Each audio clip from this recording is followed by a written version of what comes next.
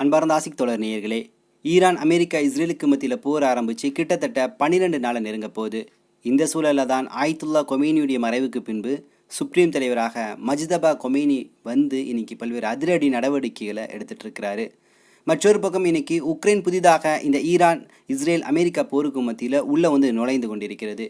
இன்னொரு பக்கம் ஈரானுடைய பல்வேறு கட்டுமானங்கள் மேலே இன்றைக்கி பெரிய தாக்குதலை அமெரிக்கா இஸ்ரேல் ஒன்றாக சேர்ந்து எடுத்துகிட்டு இருக்கு. இது மக்களுக்கு பல விதத்தில் பாதிப்பை ஏற்படுத்திகிட்டு இருக்கு.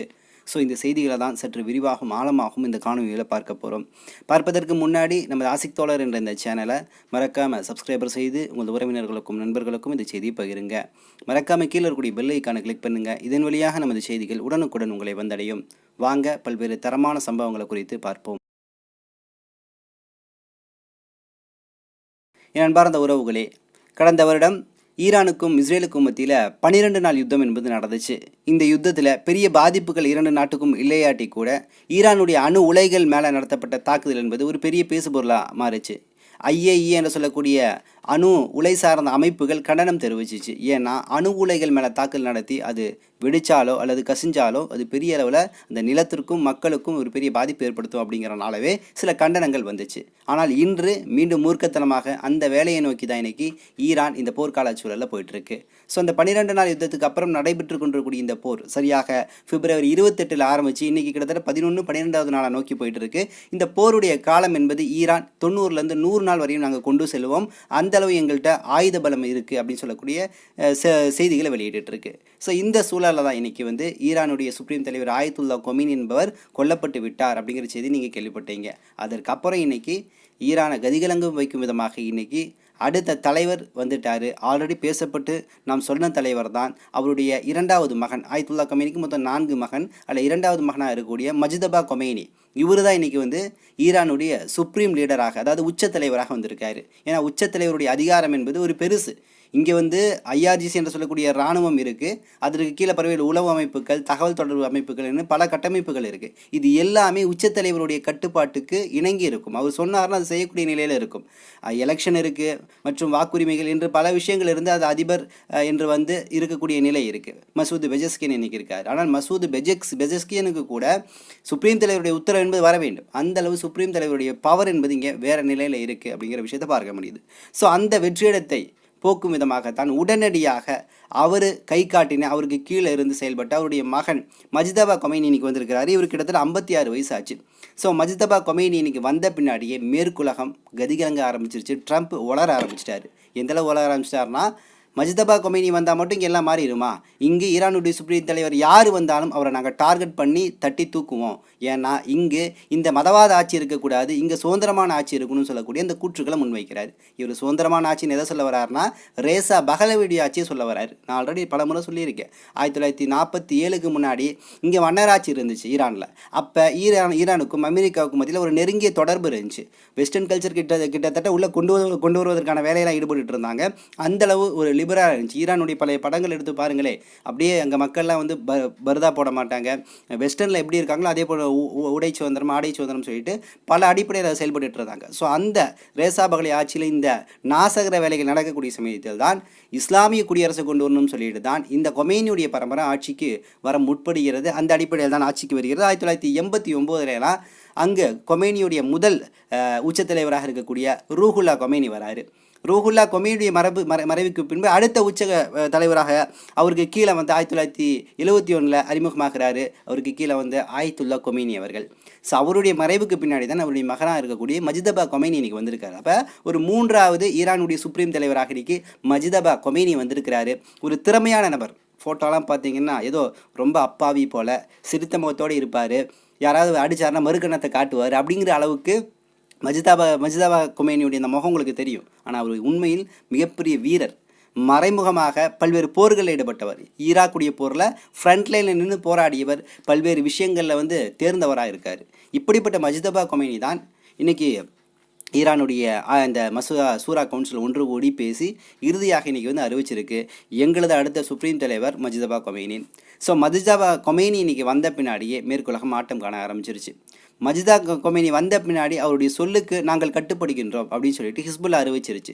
ஹிஸ்புல்லாவுடைய தலைவர் நயீம் காசிம் உட்பட பல நபர்கள் என்ன சொல்கிறாரு, இனி புதிதாக வந்திருக்கக்கூடிய மஜிதபா கொமேனியுடைய உத்தரவுகளுக்கு அவருடைய சொல்களுக்கு கட்டுப்பட்டு எங்களுடைய போர் வியூகத்தை நாங்கள் அமைக்க போகிறோம்னு சொல்லியிருக்கு.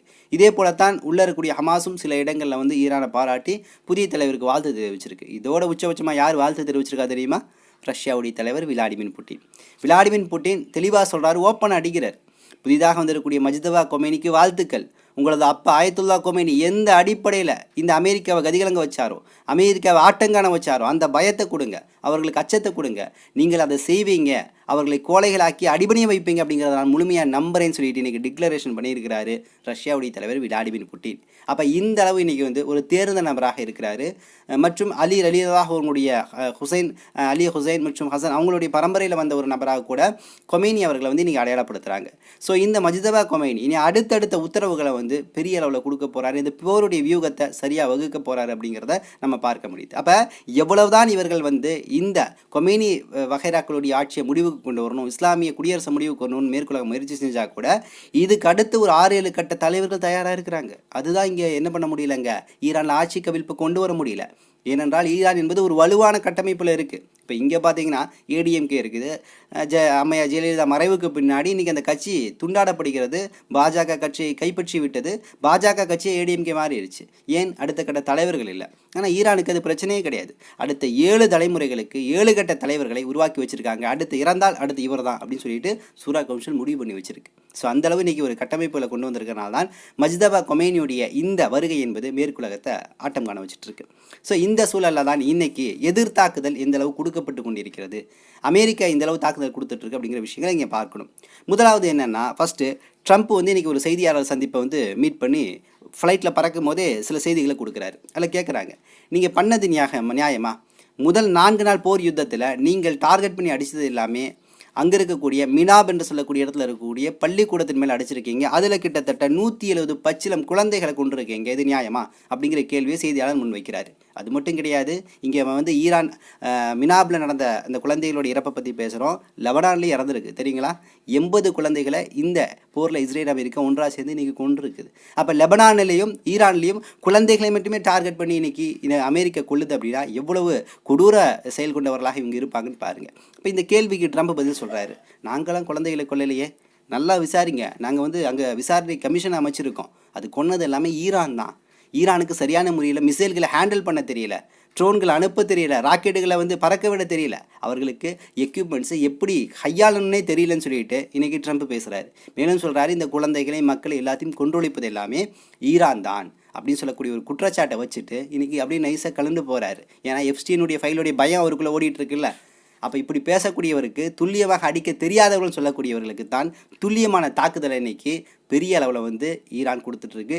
இஸ்ரேலில் பல்வேறு இடங்கள் இன்றைக்கி துல்லியமாக குறி வச்சு அடிச்சுட்டு இருக்குது. அதே போல் வளைகுடா நாடுகளில் இருக்கக்கூடிய அமெரிக்க சொத்துக்களை குறி வச்சுட்டு இருக்கு. எந்த அளவு குறி வச்சு அடிச்சுட்டு இருக்குன்னா, நான் முன்னாடியே சொன்ன மாதிரி தான், ஒரு பெரிய கட்டிடம், இந்த கட்டிடத்தில் ஒரே ஒரு வீடு, ஒரே ஒரு நபர், அந்த ஒரே ஒரு நபரை தான் டார்கெட் பண்ணி அடிக்கணும்னா அந்த ஒரே ஒரு நபரை மட்டுமே டார்கெட் பண்ணி அடிக்குது. மித்த எந்த சேதாரங்களும் இல்லாமல் அதை செஞ்சு காட்டுது.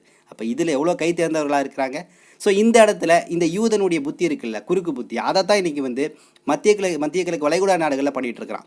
முன்னாடி இந்த ஆயில் ஃபில்ட் அடிச்சுன்னு சொன்னாங்கல்ல, அது கிட்டத்தட்ட ஈரான் அடிக்கலை, அங்கே இருக்கக்கூடிய மொசாதுகள் தான் அடித்தாங்கன்னு சொல்லக்கூடிய செய்திகள் வருது.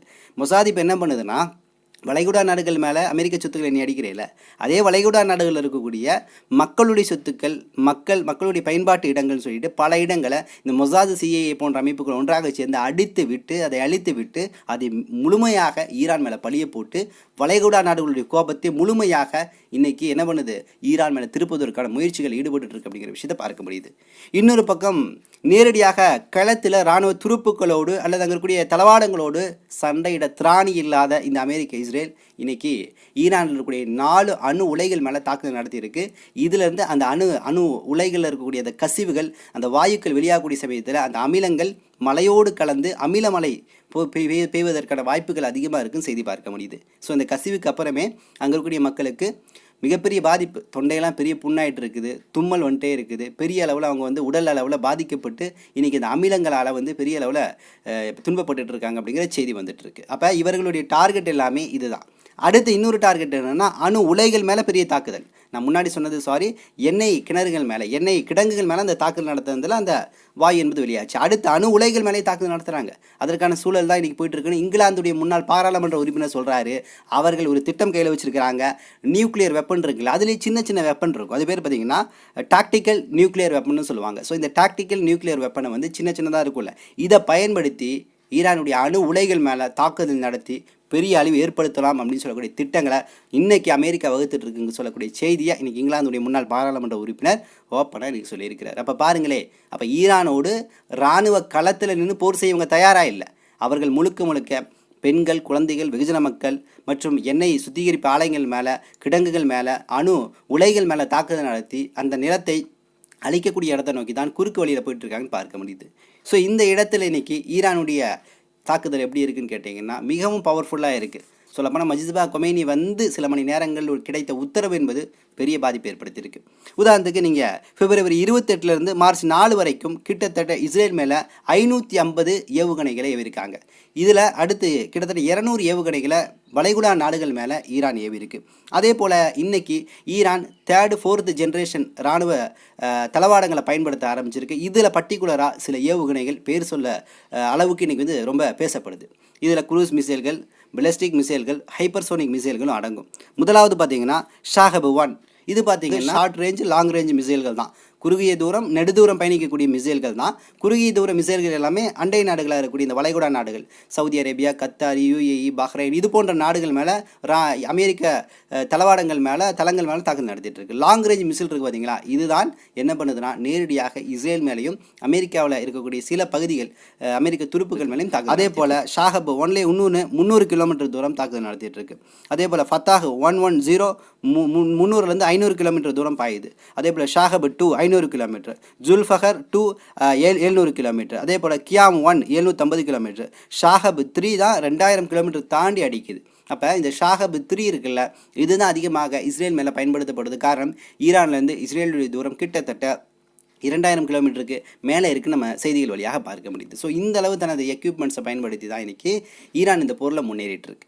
ஸோ ஈரானுடைய தலைவர் வெளியுறவுத்துறை அமைச்சராக இருக்கக்கூடிய மசூத் பெஜஸ்கியன் தெளிவாக சொல்கிறார் ஒரு கேள்விக்கு, நீங்கள் எதை நம்பி இவ்வளோ தூரம் ஃபைட் பண்ணுறீங்க, இவ்வளோ அழுத்தம் இருக்குது, இவ்வளோ அச்சுறுத்தல் இருக்குது, ஒற்றை நாடாக இருந்து கொண்டு எப்படி நீங்கள் ஹேண்டில் பண்ணுறீங்க, உங்களுடைய இராணுவ பலத்தை நம்புறீங்களான்னு கேட்கக்கூடிய சமயத்தில் அவர் சொன்ன ஒரு பதில் இன்றைக்கி உலகத்தையே திரும்பி பார்க்க வச்சுருக்கு. என்னென்னா, நாங்கள் எங்களது இராணுவ துருப்புக்கள் மேலேயோ, எங்களதுடைய தளவாடங்கள் மேலேயோ அல்லது எங்கள் மக்கள் மேலேயோ நாங்கள் நம்பிக்கை வைப்பதை தாண்டி நாங்கள் இறைவன் மீது நம்பிக்கை வைத்துள்ளோம், அல்லாஹ்வின் மீது நம்பிக்கை வைத்துள்ளோம். அல்லாஹ் எங்களுக்கு இதில் உதவி செய்வான், வெற்றியை கொடுப்பான் என்பதை வலிமையாக நாங்கள் நம்புகின்றோம். அதனால தான் இந்த போரில் நாங்கள் நெஞ்சிரத்தோடு செயல்பட்டு இருக்கோம் சொல்கிறாங்க. உண்மையும் கூட. ஏன்னா இவர்கள் உயிர் தியாகிகளாக மாற துடிச்சிட்டு இருக்கிறாங்க, அடுத்த ஷஹீதுகளாக மாற துடிச்சிட்டு இருக்கிறாங்க. இப்படிப்பட்டவர்கள் முன்னாடி போய் நீ வந்து அந்த பீரங்கியை நான் பயன்படுத்துகிறேன், இந்த படையை பயன்படுத்துகிறேன்னு சொல்லிட்டு பூச்சாண்டி காட்டிகிட்டு இருந்தால் இவர்கள் ஒரு காலம் பயப்பட மாட்டார்கள். மற்றொரு செய்தி என்னென்னா, இன்றைக்கி சிரியாவுடைய தலைவர் அந்த ஷாரா என்று சொல்லக்கூடிய தீவிரவாதி இருக்கான்ல, அமெரிக்க வருடி, இவன் இன்றைக்கி செய்தி என்ன வெளியிட்டிருக்கான்னா, இவ்வளவு நாள் கழிச்சு 12 நாள் கழிச்சு சொல்கிறான், இந்த வளைகுடா நாடுகளில் இருக்கக்கூடிய அமெரிக்க பேஸ் நிலையங்கள் மேலே நீ தாக்குதல் நடத்திட்டு இருக்க ஈரான், உன்னை வன்மையாக கண்டிக்கின்றேன், இது மிகப்பெரிய ஆபத்தான சூழல் அப்படின்னு சொல்லிட்டு இன்றைக்கி ஈரானை கண்டிக்கக்கூடிய இடத்துக்கு வந்து இந்த தீவிரவாதி சாரா இன்றைக்கி போயிருக்கான். மற்றொரு பக்கம் ஜோர்டானில் இருக்கக்கூடிய அமெரிக்க பேஸ் நிலையங்கள் மேலே ஈரான் ட்ரோன் தாக்குதலை ஏற்படுத்திட்டு இருக்கு. ஸோ இந்த சூழலில் புதுசாக திடீர்னு உக்ரைன் உள்ள வருது. உக்ரைன் என்ன சொல்லுதுன்னா, ட்ரோன்களை வடிவமைத்து செயல்படுத்தக்கூடிய ஒரு புதிய குழுவை வந்து நாங்கள் என்ன பண்ணுறோம், ஜோர்டானுக்கு அனுப்பி வைக்கிறோம், அனுப்பி உங்களுடைய பகுதிகளை பாதுகாக்க போகிறோம் அப்படின்னு சொல்லக்கூடிய செய்திகளை விட்டுருக்கு. அதே போல் ஈராக் பக்கத்தில் இருக்கக்கூடிய இட்லிப் என்று சொல்லக்கூடிய இடத்துல இருக்கக்கூடிய அமெரிக்க பேஸ் நிலையங்கள் மேலே இன்றைக்கி ஈராக் அடுத்து அண்மையாக கிடைத்த ஒரு செய்தி, ஈரான் இன்றைக்கி கிளஸ்டர் குண்டுகளை பயன்படுத்திட்டு இருக்கு அப்படிங்கிற செய்தி உங்களுக்கு தெரியும். அந்த கிளஸ்டர் குண்டுகளை பயன்படுத்தி இன்றைக்கி இஸ்ரேலுடைய தலைநகரம் டெல்லவி மேலே ஒரு தாக்குதல் ஏற்படுத்தியிருக்கு. இந்த தாக்குதலில் பயன்படுத்தப்பட்ட கிளஸ்டர் குண்டுகளுடைய எடை கிட்டத்தட்ட 2 to 5 கிலோ எடை கொண்டது. இதில் சின்ன சின்ன குண்டுகள் கிட்டத்தட்ட 24 குண்டுகள் இருந்திருக்கு. இது எல்லாமே டெல்லவியில் இருக்கக்கூடிய இஸ்ரேல் துருப்புக்கள் மேலே வீசப்பட்டதில் கிட்டத்தட்ட 2 துருப்புகள் இறந்து விட்டார்கள், சில நபர்கள் காயமடைஞ்சிருக்காங்க அப்படிங்கிற ஒரு செய்தி கிடைக்குது. அப்போ இன்றைக்கி முழுக்க இஸ்ரேலுடைய அழிவும் துருப்புக்களுடைய அழிவும் இன்றைக்கி இந்த பென்க்யூர் போன்ற நபர்கள், பென்க்யூருக்கு சமயமாக இந்த தாக்குதலில் அடிபட்டு காயமடைஞ்சு இன்றைக்கி மருத்துவமனையில் இருக்கான்னு சொல்லக்கூடிய செய்தி வருது. அவன் இறந்துட்டான் அப்படிங்கிற செய்தி கிடச்சா அதோட மகிழ்ச்சி இந்த உலகத்தில் எதுவுமே கிடையாது. அந்தளவு இஸ்ரேலுடைய அழிவு, ஈரானுடைய தாக்குதலை உலக மக்களே கொண்டாடிட்டு இருக்கிறாங்க, மகிழ்ச்சி அடைஞ்சிட்டு இருக்கிறாங்க. இந்த நேரத்தில் உள்ளே பூந்து கொண்டு மார்க்க விஷயங்களை பேசி இது ஹலாலா ஹராமா, இவன் நரகத்துக்கு போவானா சொர்க்கத்துக்கு போவானா, இவன் சஹீதா சஹீத் இல்லை அப்படின்னு சொல்லக்கூடிய சப்பையான டிஸ்கஸை இன்றைக்கி சோஷியல் மீடியாவில் வைப்பது என்பது மிகவும் அற்பமான செயல். இன்றைக்கி அல்லாஹ்வுடைய நாட்டம் ஈரானின் வழியாக இஸ்ரேல் அழிவு என்பது, அல்லாஹ்வுடைய நாட்டம் ஈரானில் இருந்து இந்த செயல்பாடுகள் வெளிப்படுவது என்பது, அல்லாஹ்வுடைய நாட்டம் அல் அக்ஸாவை மீட்பதற்கு பெரும் முயற்சியை ஈரான் எடுத்துக்கொண்டிருப்பது என்பது. அப்போ இந்த நிலையிலிருந்து நம்ம பார்க்கணும். சியா சன்னின் மறுபடியும் அந்த பிரச்சனையை பேசுகிறது, மார்க்க விஷயங்களை இதில் கொண்டு ஒப்பிட்டு பேசுவது என்பது மிகப்பெரிய முட்டாள்தனம். நம்ம ஒரே ஒரு அளவுகோல் தான் எடுத்துக்கணும். உனது கிப்லாவும் அவன் கிப்லாவும் ஒன்றா, உனது நபியும் அவன் நபியும் ஒன்றா, உனது ரப்பும் அவன் ரப்பும் ஒன்றா, நீ சாப்பிடக்கூடிய மாட்டுக்கறியை நீ சாப்பிடக்கூடிய கறியை அவன் புசிப்பானா மாட்டானா, இதில் ஒன்றுமையோடு இருக்கீங்களா? இவ்வளோதான் அளவுகோல். இதை தாண்டி இருக்கக்கூடிய மசாயில் விஷயங்கள் எல்லாமே இரண்டாம் பட்சம் எடுத்து வைக்கணும். அது அப்புறம் பார்த்துக்கலாம். எதிரி முன்னாடி நின்று நம்மளை கொள்ள தயாராக இருக்கிறான். அப்போ இந்த நிலையிலிருந்து இந்த போரை நம்ம பார்க்க கடமைப்பட்டு கொண்டிருக்கின்றோம். அடுத்த ஒரு செய்தி இறுதியாக சென்னையில் பார்த்தீங்கன்னா மறைந்த உச்சத்தலைவர் ஆயத்துல்லா கொமேனியுடைய ஒரு படம் ஒரு பக்கம் வச்சு ஒரு பேனர் வச்சுருந்துருக்காங்க. இதற்கு சோஷியல் மீடியாவில் பயங்கர கமெண்ட், ஏன்டா இந்தியாவுக்கு விசுவாசமாக இருக்கீங்களா, எங்கேயோ இருக்கக்கூடிய ஈரான் தீவிரவாத நாட்டுக்கு விசுவாசமாக இருக்கீங்களாடான்னு சொல்லிட்டு சங்கிகள் கதறிட்டு இருக்கிறானுங்க. முதல்ல அடிப்படையில் ஒன்று புரிஞ்சுக்கணும். உலகத்தில் பெரும் மதம் எது? கிறிஸ்துவ மதம்.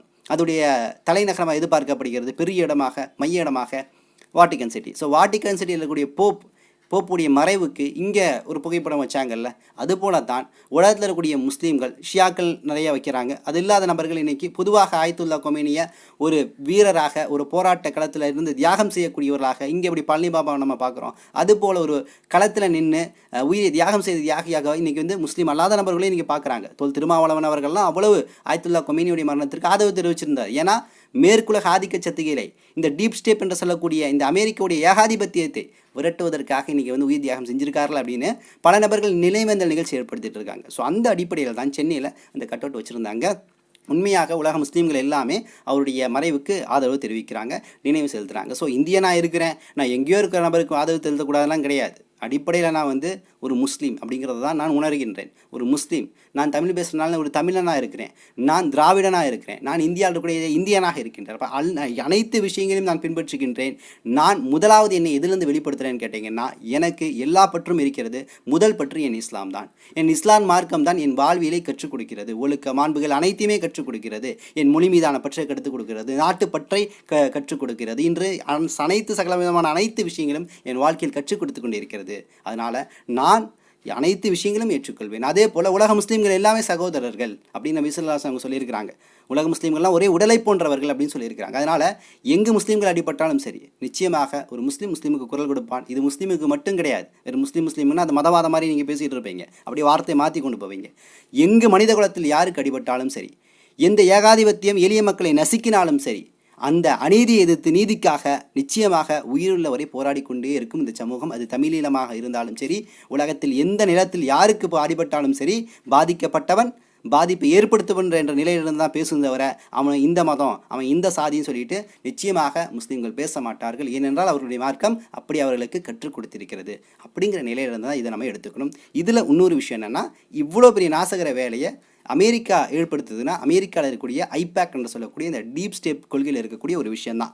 இன்றைக்கி ஜனநாயக கட்சியாக இருக்கலாம், குடியரசுக் கட்சியாக இருக்கலாம், பல நபர்கள் இன்றைக்கி அதிபர்களாக மாறி இருக்கிறாங்க. புஷ்ஷில் ஆரம்பித்து, ஒபாமாவில் ஆரம்பித்து, ட்ரம்ப், ஜோ பைடன், பல நபர்கள் மாறலாம். ஏன் எதுவுமே மாறல அமெரிக்காவில்? எப்பயுமே ஏகாதிபத்தியமாக ஏன் இருக்குது? எப்பயுமே உலக மக்களை அச்சுறுத்திட்டு ஏன் இருக்குது அப்படின்னு கேட்டால், அங்கு ஐபேக் என்று சொல்லக்கூடிய யூத லாபி இருக்குது. 1951 ஆரம்பிக்கப்பட்டு 47 இஸ்ரேலுங்கிற நாட்டை உருவாக்குறாங்க. 51 ஐபேக் உள்ளே வருது அமெரிக்காவுக்குள்ளே. அமெரிக்காவுடைய பல்வேறு செல்வந்தர்கள், அதாவது யூத செல்வந்தர்கள்லாம் அமெரிக்காவுடைய அந்த ஐபேக்கை உருவாக்கி, அதுலேருந்து லாபியை உருவாக்கி, யார் ஜனநாயக கட்சி வந்தாலும் சரி, குடியரசுக் கட்சி வந்தாலும் சரி, அவன் என் பேச்சை கேட்கணும். என் பேச்சை கேட்காம எனக்கு சாதகமாக இல்லாமல் அவன் செயல்படவே முடியாதுங்கிற அளவுக்கு கொண்டு போயிருக்கு. அதில் உச்சபட்சமாக 100% சரியாக செயல்படுத்தி கொண்டிருக்கக்கூடிய நபர் யாருன்னா இந்த டொனால்டு ட்ரம்ப் என்று சொல்லக்கூடிய இந்த பச்சோந்தி தான். ஸோ அவர் தான் என்ன பண்ணிருக்கிறாரு, இந்த யூத லாபி ஐபேக்கு பின்னாடி இருந்து தன் வேலையை திட்டவட்டமாக இன்றைக்கி செஞ்சுட்ருக்கான்னு பார்க்க முடியுது. ஸோ இன்னும் சில தகவல்களை திரட்டிக்கொண்டு இன்ஷா அல்லாஹ் விரைவில் உங்களை சந்திக்கின்றேன். நன்றி. அஸ்ஸலாமு அலைக்கும் வரஹ்மத்துல்லாஹி வபரகாத்துஹு.